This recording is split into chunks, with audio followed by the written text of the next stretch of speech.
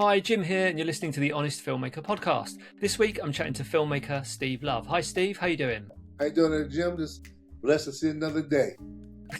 Sounds good. Sounds good. So, looking at all the movies you've been involved with, you've had various roles on them. First off, how do you describe yourself? Are you primarily a producer, writer, director? Which one of those is your sort of main focus? I would call myself just a film machine. Film machine. Yeah, because when I first started, I had to play so many roles. I wrote all my Trust Nobody movies. I started learning directing from my friend Beasley. I was the producer on there. I was the executive producer. I paid for all my films. I had to do the wardrobe, get the sound together. I ain't saying I would like to do all that, but when I first started learning and trying to get the right people, I had to learn fast and do all that on my own. I'm from wardrobe all the way down, so I call myself the film machine. The film machine. That's fair enough. Fair enough. And I know I speak to a lot of filmmakers who that first movie you do end up wearing all the hats, taking responsibility for absolutely everything.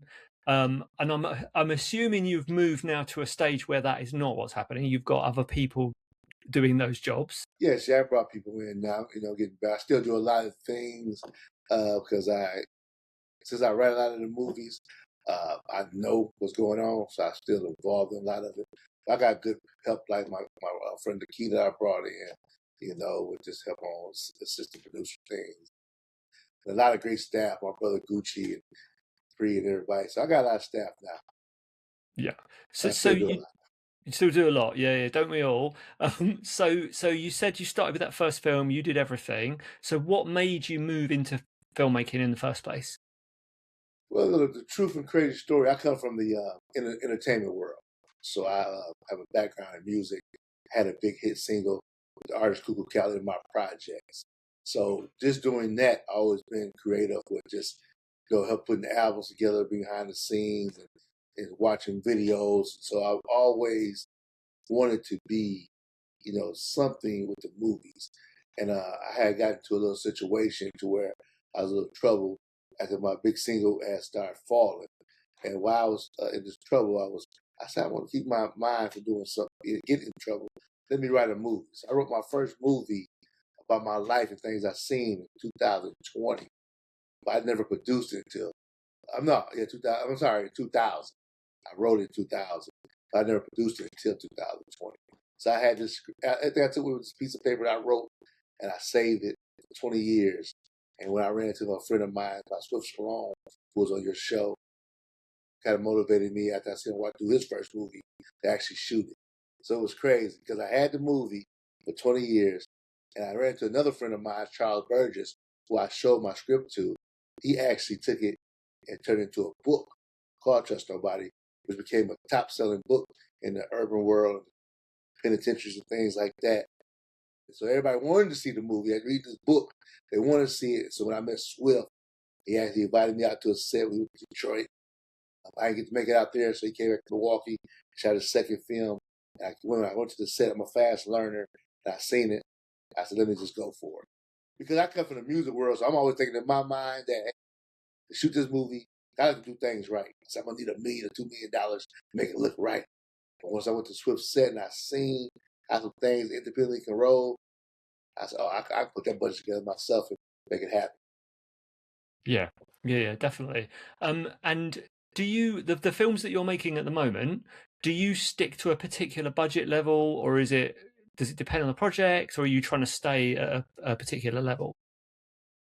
It all depends on projects with me, because when I'm writing movies, I can kind of give myself credit to where I kind of change the independent game, almost like with Tubi itself. If you look at my films, I think I was one of the first ones to bring outside what they consider Tubi actors to the game. Like my first movie, I brought Jamal Willard, who played Biggie and Notorious, into the movie. I brought Fatboy SSE.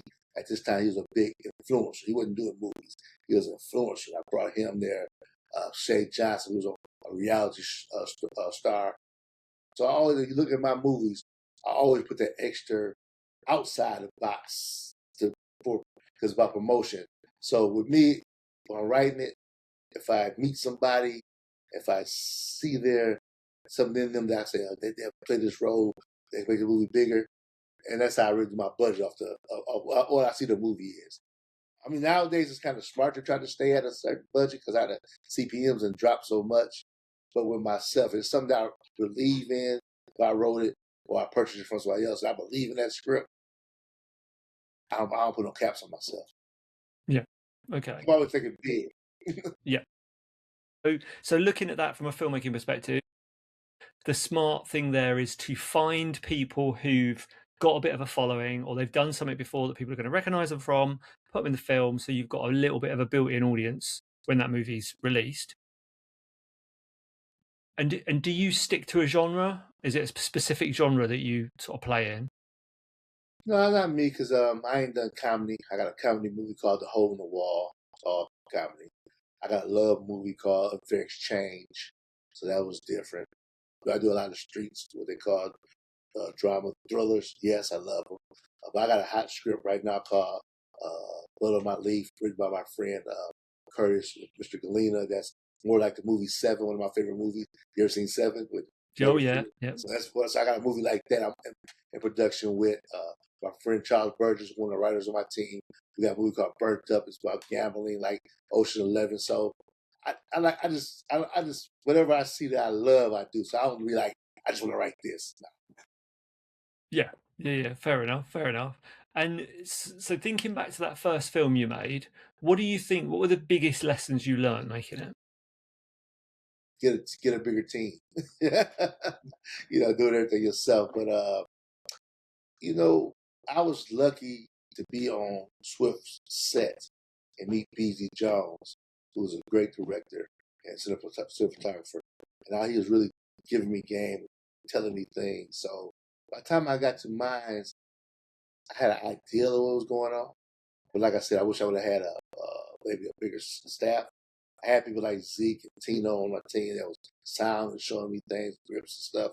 But I wish I could have had a more complete staff because I think it's very important to have a person just to handle wardrobe.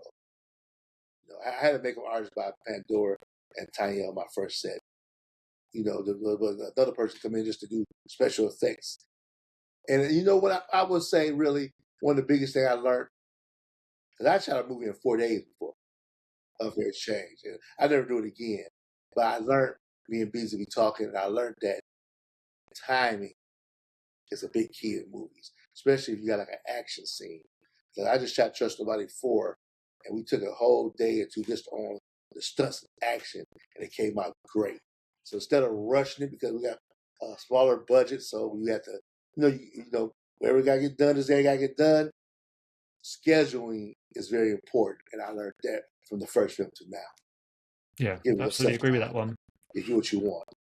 Yeah, scheduling is key because it will save you money. It will Yeah. save you a lot of aggro as well if you get it right. So talking about those films, Trust Nobody. So you're on the fourth one. So do you, with those films, have you seen? Okay, I've got an audience here, and they're coming back to watch the next ones, and that's why you're continuing that, or are you just like, right, I want to continue that story, that's why I'm making those? It's funny you ask, because this is real funny. When I wrote Trust Nobody, the first one, and how it ended the first time I wrote it, it wasn't supposed to be no more. It was just things that I seen in my life, stories of my life, I put on paper. Trust Nobody. And before I even got to the movie, the book did so well that I wrote a part two to the book. I wrote a sketch up, had my man Child Burgess put it into a book. We did too. That's before the movie came out, right? We shoot the movie. I had a premiere. I got the response to the premiere, and it became one of the biggest uh, sellers on Tubi. One of the top 5 independent movies on Tubi. Just Nobody, and so it was good. Next, I kept hearing in the comments, "Where's part 2?" So shucks. So I wrote part 2. We did part 2. Swift Sloane was in there, and a lot of good cast tie and that one did good. Then I started hearing part 3, right? I said, damn. I said, I told the story. That's like my character come in on part 3 from part 2. And I kind of set it up in part 2 just in case they wanted it. So I thought that was it. Then my distributors came to me like, they did a part 4. Part of 4. So So to answer your question, it wasn't Kevin Part 4, but the audience loved it so much. That's here we are. Here This we Part are. 4 is like, tell you the truth, it's kind of like Part 1. It's that great, man. It's a lot more action, and then me learning from my first film to my 10th films. I could give it more. I can give it more Hollywood look. I can give Mhm. it more stunts. Mm. So yeah. Yeah, and I guess the question there is because with a Hollywood film, they would make a sequel, and I think what normally happens is they spend more money on the sequel, and the money they make goes down. So they have to keep throwing more money at it to make it more exciting, bigger, and better and specialer. Have you managed to sustain the same budget level, and are you feeling pressure to kind of up the ante with each one of these movies? Well, I believe with me learning, I was able to stay around the same budget, but give it a bigger look. The now I know certain film tricks. Some of them might have cost me 10,000 put together. I probably can do it in 5,000 now because I learned, but make it look like the 10,000 that it needs. So I'm able to stay right there because of what I learned. If I didn't learn, then probably not. But yeah, I was thank the God for that. Cool. And what do you think? What were the sort of so now when you're saying it's like 10 films you've got behind you, what do you think were some of the early mistakes you might have made on those films? Basically, like I said, the timing was most important, like their scheduling, getting it correct. So, because in the past, hey, we shoot this movie in 7 days. Uh, I was missing a lot of because if you don't time it right, you miss a lot of important key details that you go back to edit and be like, I could add that, I could did that. Um, learning learning how to deal with actors. you know, so sets, just being more vocal and really taking control of the set. If you don't take control of the set, time is wasted. People get talking, joking, and time is money in this. Believe it or not, it's hard to get a day back. Now, I had a film to where I had a situation with one of the actors to where it was just being difficult, kind of. It cost me a whole 2 days of coming back to shoot. So I actually went to Detroit for this certain scene. I'm from Milwaukee, half cast from Milwaukee, most from Detroit. The actors from all over. So I had to rebook hotels, rebook the place, fly this person back in. I had to wait because one actor was being a little difficult. Another actor had another role coming up. So he had to cut their face off. So I had to wait till their beard grew back before we had the content from where we left it. So now I gotta wait longer, push the film back. So and then I had a couple actors, believe it or not, I book them out maybe 3-4 months in advance. So your dates. They come in. Some of them like I said, some of them, although not actors, they're from like reality shows, hip hop. So something might come up on my scheduled date the week before. That the leader sets come back, so I got to change things up. So you want to learn in your contract to really be. So I learned this mistakes is in your contract. Don't make no flexibility. Hey, book you here, be here. If you don't, you're fine. Like I said, timing is everything. So those are some of the biggest mistakes that I learned personally. Yeah, yeah. That the And sound sound, yeah, and sound light. matters. I learned how important that was. I used to have a situation every movie, and I thought I kept being like, man, I'm doing everything. I'm about to sniff the mics. I'm buying electrosonics. I'm always trying to upgrade. Hmm. So, but I was like, man, just put the camps on, listen while you shoot. So, sounds and lights, I found out. So some mistakes I made, find out how important that really is. Yeah, definitely. Sound is something that will really cheapen your film if you get it wrong. It'll make it Yeah. sound. It will just make the whole thing look cheap. And the actors thing is a difficult one because I've said this before, but as soon as you cast someone, whether you're depending on how tight your contract is, you're completely dependent on them really to play the game and be there on the right days. And if they don't, it can really cost you. And if they're difficult, it can really cost you. So like personally, we're really careful making sure we've cast someone who's a good actor, but also cast someone we can rely on 100%, who's going to sort of be there for us. That's funny you said that because Yeah. with part three, when I had to write part three, I was writing it, and it's a guy did this. I didn't really realize I was doing. I was just in my zone writing, Mm. and when I ended up reading it, I got most of the roles are for me. I wouldn't have planned it that way when it came, but it's a blessing because I didn't have to count on no other person to go through. I went through right before I did part three. While I was doing negligence, I went through a lot of things. But so yeah, like you said, that's that person gets sick, that person gets attitude, especially if you film, let's just say you 4 or 5 days in already with the majority of them in the film. Now you really Mm. depending on them. You know what I mean?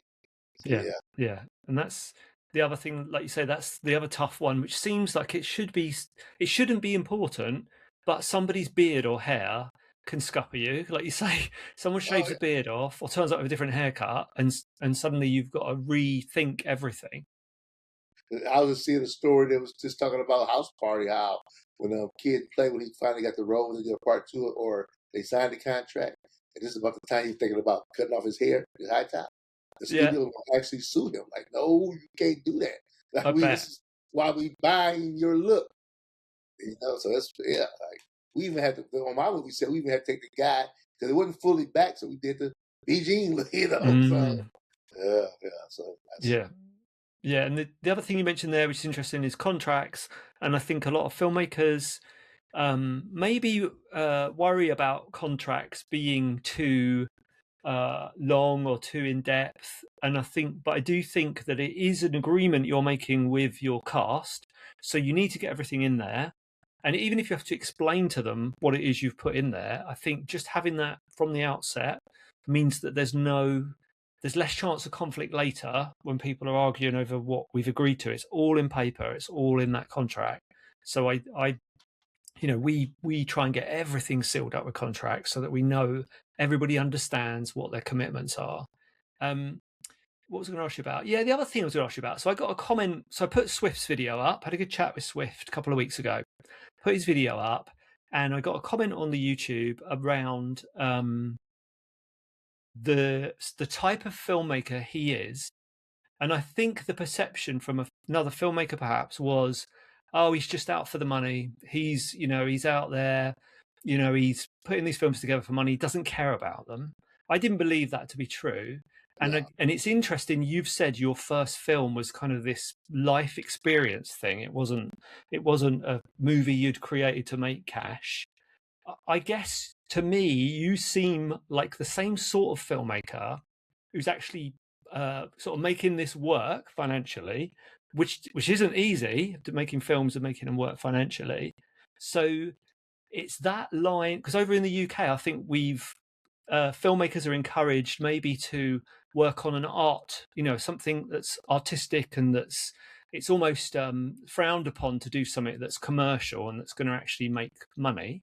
um, I don't know if there's a question there, if I'm just just No. expressing. Like I say, like, one thing I can say, whoever made that comment really don't know Swift Sloane. He really cares about these movies. Like he's like I said, like he's an author come from the book world. When I first seen him, he was talked to. I have a liquor brand called Ricardo More Tequila. So he came to me and was like, "Hey, I'm going to Detroit, man. I'm about to shoot my first movie. And you want to put your liquor in?" And something came up where I couldn't go, but I see how passionate he was. He went out there, and it was his first time doing a film. He just jumped in, and a lot of things wasn't right on the set, and he didn't give up. He came back. We had to do his whole sound though. Like they ain't really the full story behind it. He had to redo his whole sound. You know how much it costs to redo your whole sound and coloring, and he wouldn't give up. He really took a project that somebody gave him, like they threw it at him. He reinvented it to make it circumstances look good. So he really cares. So he's more than the money to him. He's like he really doesn't need the money to tell you the truth because things he does real estate outside of the movie. This is his passion. So I don't think he for a money grab. And like you said, like I've been watching UK movies. I swear, I want to work with a guy from Top Boy, one of the leagues. I've been trying to find him. So you out there, you watching this, Steve? I'm going to do a film with you. But because I've been watching their movies, and I've been sometimes I see in their movies some Americanized language. Mm, So and then I see how their movies look. So I think we're in the same path of just making content to what we feel. Sometimes it might not look like, we ain't got the 30, $40 million Hollywood budget. So yeah, we're not gonna have all that you might see in their films, but if you really look at our films, you can tell that we're really trying to do our best with what we got. Yeah, That definitely answers your agree. question. Yes, it does. I didn't really give you a question, but that's a good answer. Um, let's talk about distribution, because I know you've got on your site you do distribution consulting, and Yeah. obviously you've been releasing these movies. So, what would be your tips for filmmakers for distribution? First, like you said, please take the time and make sure your movie's correct with the audio, the light. I mean, everybody got big budgets, whatever budget you're working with. Try to make it the best you can. Then, you know, if you're looking for distribution, you got to understand there's a really big thing between navigators and a real distributor. Sometimes people be wondering why my movie on this on Tubi, because that person, the distribution company you're dealing with, really only got that kind of relationship, or they're going through a film hub or something that just everybody. If you go to somebody like Buffalo Wake, who I deal with, they're real distributors. They deal with BETs, Amazon Prime, Flossums. It's so people gotta understand there's so many different avenues of stream out there that because we get our minds, especially independently, like there's only two. Tubi's great and it pays as well, and I love Tubi. So I'm with Tubi all the way, but there are other platforms like Amazon Prime, Flossum, uh, ET, U2T. There's so many different things you can do. So do your research, and each platform has a. If you into horror, you got a horror movie. Tubi's great. Amazon might not be great for you, but you got Flossum out there. You got TMC TV. You got other platforms. So really do your research just before you just put your movie on something, because you got a movie that's not the content that's really watched over here, then you're wasting your time. Try to find out where your movie fit.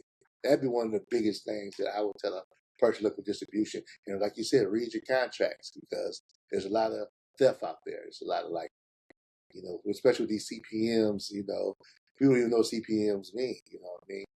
So this cost per medium, it means thousands. So you got the math, so you really got to read the contract, understand the language, then make the right choice before you just jump into anything. Yeah, absolutely. Contracts and distribution, again, they can be very big. We've had them. Unfortunate. My wife's my producer, and she'll go through them with a fine tooth comb. And Yeah. I have made a video on the YouTube channel all about sales and distribution, which talks about some of those things in that contract that people can catch you out on. So check that out. But yeah, distribution contracts really important. Like you say, finding the right platform for your project, super important, because that's where your audience is going to be. Um, I so said, let me once see you, somebody now just told me the other day. I was gonna say who it was on the platform, but I heard they took all the money from the person and get nothing. yeah, So you have to be yeah, careful what yeah. distributors mess with. And I hear a lot of these stories, like that people not getting what they think they get, or see their movie in top categories, and they think that you up here for a whole month, you really realize you think you're getting this, and you end up getting this. Mm, So be careful who you deal with, because there's a lot of thieves out there. I there would say are, yeah, a lot of thieves. yeah, definitely. But So some of this just for talking, entertainment. yeah, yeah. So looking at, so your film's out. What about tips for promoting your film and reaching your audience? But I think that's the biggest thing anybody in this film world independently, because you're the majors, they have their own marketing team. So independently, as you shoot your movie, it is in the post production. Promote. Start thinking about promoting. Think outside the box.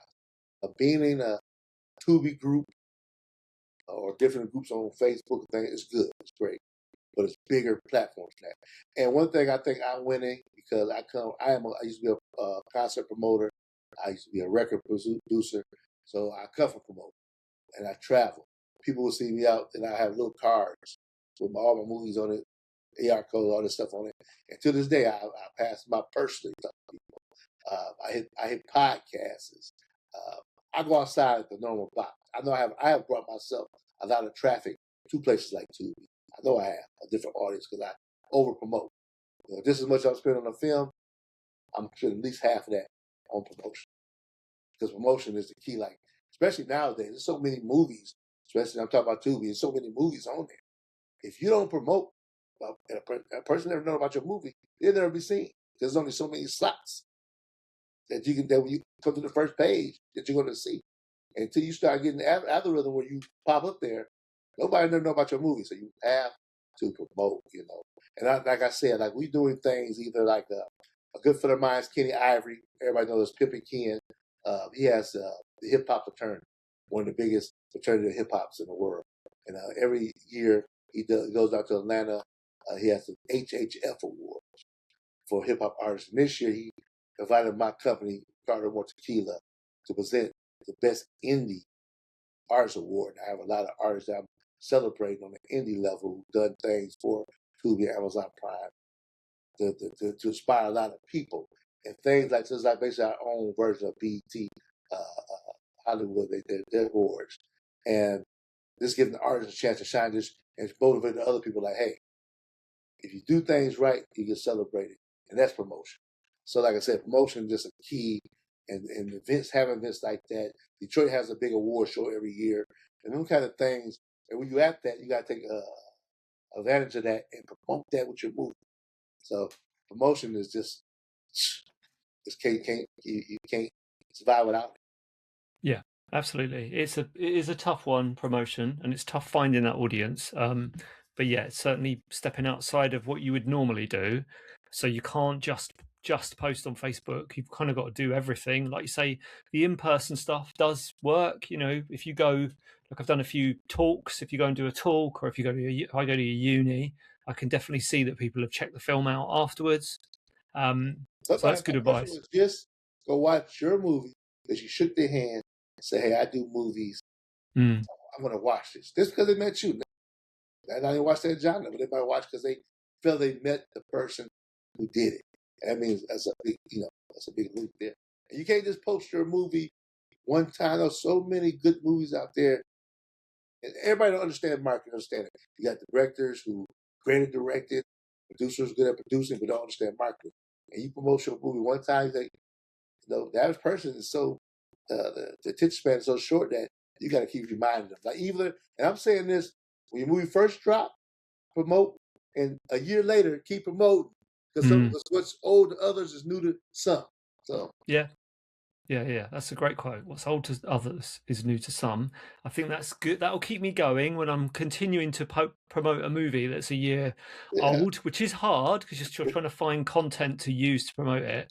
But it you gets do that have to keep, feeling. it's a stamina game. And it's funny what you've highlighted there. I guess this ties into what I was talking about with Swift is that there's not many professions. Maybe there is. Maybe it's just entertainment in general. But there's not many professions where you need to know how to create the thing creatively, but then also know how the business works in terms of not getting screwed out of all your money, and also know all about marketing and selling the thing. So I think indie filmmaking is kind of all of that in this big ball. And unfortunately, you've got to learn all of it if you want people to see your film and actually make some money off of it.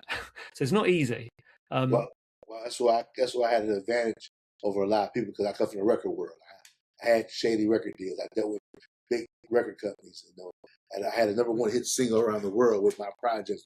Yeah, so I've been through it all. Robbed, took advantage of it. And so, now I'm in a, before that, I'm in the liquor game also with spirits. I have a tequila called Ricardo Moore, and that's just to say I'm dealing with distributors. You got to promote the liquor, you got to sell it. So I know about marketing and distribution and contract. So that's why I come over here and I share with anybody who's into it. Like, it's more than just picking up that camera and shoot, because, to sell that, you got to sell that. That's what I tell them. Yeah. Unfortunately, that's for me anyway. Picking up the camera and shooting it is the fun bit. The distribution and sales is the headache bit, and the marketing is the hardest part for me personally, just because there's a lot to it. So, oh yeah, that's what I was going to ask you about. So, talking about marketing, all that kind of stuff. So, I'm looking at your posters on your website for your films. They don't all look the same, but they kind of got the same sort of flavour to them. Say you were talking to a poster designer now. Are there any specific guidelines you give them? You say, right, do you say, right, I want these three things to happen on this poster? How do you approach artwork? Well, I've been dealing with Dan out in L.A. He's really an industry uh, uh, a poster maker. Like he does design for the big boys. You have to have them posters. They're not cheap. They're a couple thousand. I said, so I know how people can't afford those. So because when I do my movies, I'm always thinking about the big platform. Like I'm trying to go, with BTs and All Blacks and the Hollywood stars and things. So I do understand, but so I do give the idea of what I'm thinking, but I also like to give the designer creativity. I think it works good that way. Like I don't want to block them to where I'm like, hey, I want to like this way. No, I want to. This is called trust nobody. And then bricks is the main style, but his brothers kind of envy him. So I want that feel, give me that feel. And then they let the artist create. That's what's great thing about artists is in any genre, you're artist, you want to have the space where you can add to what my vision. That thing that works best for me. Yeah, definitely. Letting someone lean into their skill set Yes. is always good. So then I was going to ask my final question, which I ask a lot of filmmakers, is: have you got a motto? Have you got like a mantra or something you apply to your life or to your filmmaking? My motto is always do better than last time. Never get settled. Never just be like, oh, this. I always want to reach another plateau. Like I said, with this Trust Nobody 4 I just shot. And I think it's going to be one of my most action films because I said I want to be able to. I got a chance to work with Kitty Jones, who's a great stunt coordinator. She came. That's why I brought her in to be one of the main leads in this. And she was just so much of a help because she's an actual stunt woman. And she helped bring my vision to life, like to die this way. Let's make it like this. We running through the woods. We jump through explosions. When you see this, you're gonna be like, is he Action Jackson? So that was always my dream. And like, so my next film, I'm working with a guy named Michael Johnson. He's a CEO of the Boys and Girls Club in Madison. He raised over $250 million. We want to tell his story, kind of like the pursuits of happiness, kind of the real story, like that. And I want to be able to bring the cranes in. I want to, so my goal and my motto is always get better, always do the next thing to surprise them. Don't be like, you see so many movies that just because the budget here, just keep it in here. We keep the scene like this, not do too much. We got to worry about it. No, I'm always trying to do too much. Let's go for it. If it don't work, it don't work. I'm more happy if it don't work, try. I always wonder about if it would have worked. So that's my motto. Always get better. Always try to out-top the last one.